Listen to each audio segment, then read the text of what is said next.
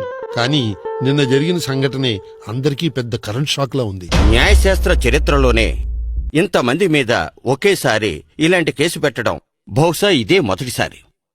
అసలు పోలింగ్ ఆఫీసర్ల మీద కూడా కేసు పెట్టడం ఏంటి సార్? ఇదంతా ఒకెత్తైతే అసలు మీ మీద మీరు కేసు వేసుకోవడం ఏంటి సార్? ఇంత ఆదర్శంగా ఉండే మీరు మందు కొట్టి ఓటు వేయడం ఏంటి సార్? నేను దాదాపు జీవితకాలం అవిశ్రాంతంగా శ్రమపడి ఇంక చాలు అని అన్ని పక్కన పెట్టి హాయిగా విశ్రాంతి తీసుకుందామని నా సొంతూరుకొచ్చి బతుకుతున్నాను. కాని ఎక్కడా కళ్ల ముందు ఇన్ని అరాచకాలు జరిగిపోతుంటే నాకెందుకని కళ్ళు మూసు కూర్చోలేను కదా. అరే, ఎన్నికలంటే ఎన్ని కోట్ల మంది వ్యక్తుల భవిష్యత్తుకు సంబంధించింది, ఎన్ని వందల కోట్ల ఖర్చుతో కూడుకున్నది, ఎంత పెద్ద యంత్రాంగం, అతిపెద్ద ప్రజాస్వామ్యం కదండి మనది.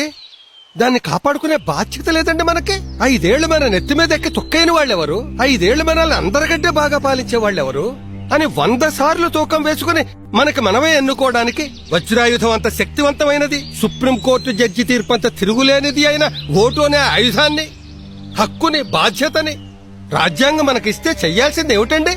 మన ఆయుధాన్ని సీసా మందుకు అమ్మేసుకోవడమా? నాయకుడేమో ఆయుధాలు పట్టుకెళ్లి జమ్మి చెట్టు మీద దాచిపెట్టేయడమా? దాంతో 5 ఏళ్ల పాటు మనందరం అస్త్ర సన్నాసుల్లా ఉండిపోవడమా? మరి మీరు కూడా మందు కొట్టేసి ఓటేశారు కదా సార్? అవును, అభ్యర్థులు పంచిన మందుని ఫుల్లుగా కొట్టేసి వేశాను. అదేం మెలిక?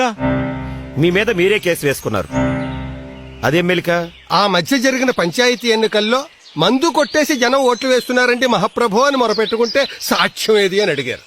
అందుకే ఈసారి నేనే పెద్ద సాక్ష్యం. ఇంతకీ మీరేం చెప్పదలుచుకున్నారు? ఎంప్లాయీ మందు తాగి ఉద్యోగం చేస్తుంటే సస్పెండ్ చేస్తున్నారు. డాక్టర్ మందు తాగి ఆపరేషన్ చేస్తే సర్టిఫికెట్ లాగేసుకుంటున్నారు. మందు తాగి రోడ్ల మీద వాహనం నడిపితే ప్రాణానికి ముప్పు అని ఫైన్లు వేస్తున్నారు, జైలుకు పంపిస్తున్నారు. అవునా కాదా? అవును.